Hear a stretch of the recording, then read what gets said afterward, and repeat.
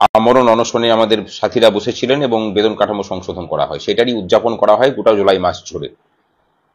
এবছরও বাঁকুড়া জেলাতে আমাদের রক্তদান শিবির ছিল।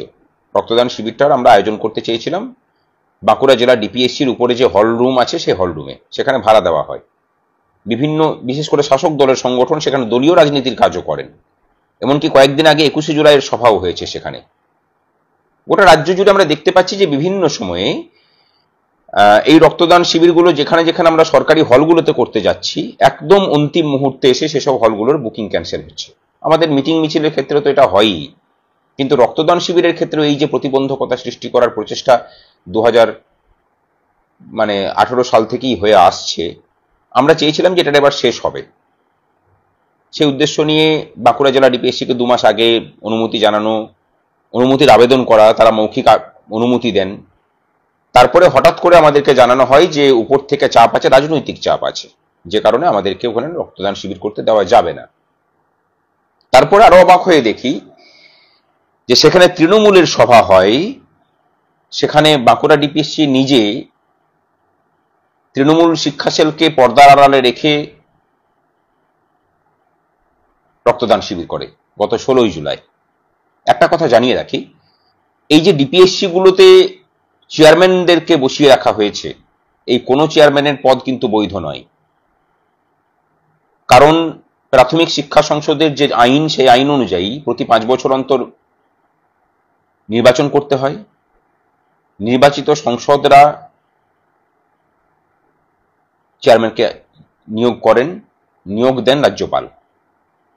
সুতরাং যেসব জায়গাতে চেয়ারম্যানরা নিজেদেরকে অতিমানব ভাবছেন, আমার মনে হয় ভাবনাটা বন্ধ করা প্রয়োজন। আমরা এই রক্তদান শিবিরটা যাতে করতে দেওয়া হয় সেই জন্য বারবার কোনো অনুরোধ উপরোধ করি, কাজ হয়নি। শেষ পর্যন্ত আমরা কলকাতা হাইকোর্টের দ্বারস্থ হই। কলকাতা হাইকোর্ট আমাদেরকে পারমিশন দেয়।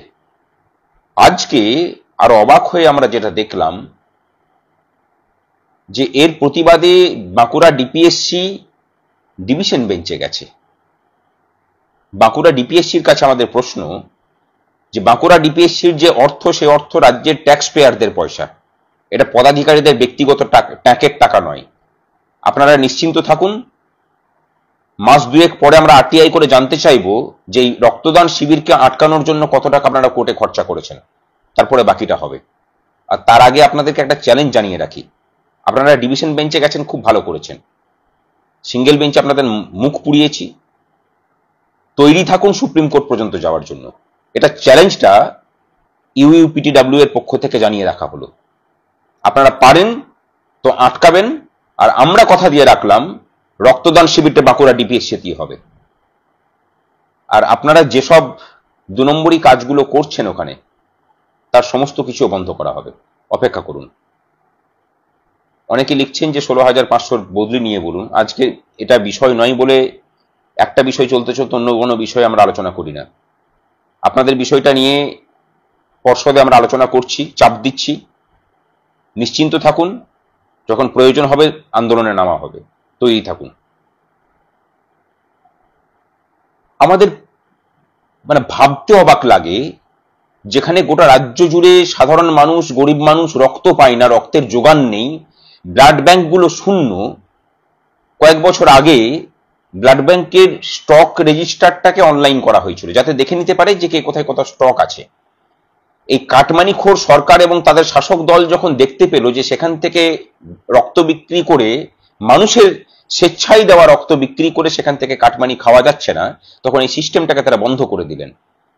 এখন টাকার বিনিময়ে রক্ত পাওয়া যায়, কিন্তু সাধারণ মানুষ রক্ত পায় না।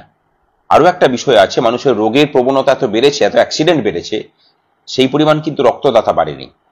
আর সেখানে দাঁড়িয়ে একটা রক্তদান শিবির করার জন্য একটা সংগঠনকে হাইকোর্টে দৌড়াতে হচ্ছে, হাইকোর্টের ডিভিশন বেঞ্চে যেতে হচ্ছে, সুপ্রিম কোর্ট যাওয়ার প্রস্তুতি নিতে হচ্ছে।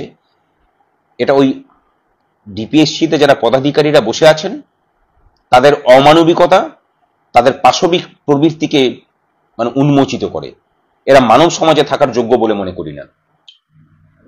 যে শিক্ষাটা আপনাদের আছে সেই শিক্ষাটা অশিক্ষায় ভরা। স্বামীজির কথাতে যে ওই শিক্ষা তাদের অহংকার বাড়িয়েছে, ওই শিক্ষা তোদের বিদ্যা দিতে পারেনি। আপনারা হচ্ছেন সেই অবিদ্যা শক্তির প্রকৃষ্ট উদাহরণ। আপনাদের মানসিক সুস্থতা কামনা করছি। ভালো থাকবেন। দেখাটা আদালতে হবে। আর অবশ্যই আমরা পুষ্পস্তবক নিয়ে সহৃদয়ে বড় মন করে আপনাদেরকে আমন্ত্রণ জানিয়ে রাখলাম, আসবেন যেন আমাদের রক্তদান শিবিরে। দেখবেন সেখানে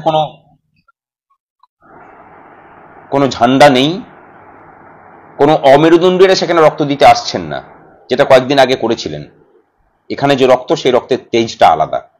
সেই রক্ত যাদের শরীরে যাবে তাদেরও মেরুদণ্ডের জোরটা একটু একটু করে বাড়বে। এই বাঁকা মেরুদণ্ড দেখবেন সোজা হয়েছে। আসুন, যদি দরকার পড়ে আপনারাও সেই রক্ত একটু নিয়ে যেতে পারেন, যদি কোনো রকমে আপনাদের ঘুমন্ত বিবেক জেগে ওঠে। ভালো থাকবেন। লড়াইটা জারি আছে, হ্যাঁ, আপনাদের বিরুদ্ধেও।